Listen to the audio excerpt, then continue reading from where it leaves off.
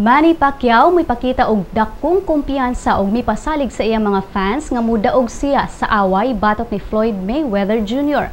Kung gibati og kabalaka si Pacquiao sa iyang pagpakigkontra kang Miguel Cotto, Juan Manuel Marquez ug ingon man sa kalibre ni Oscar De La Hoya, wa kini niya masinati kang Mayweather.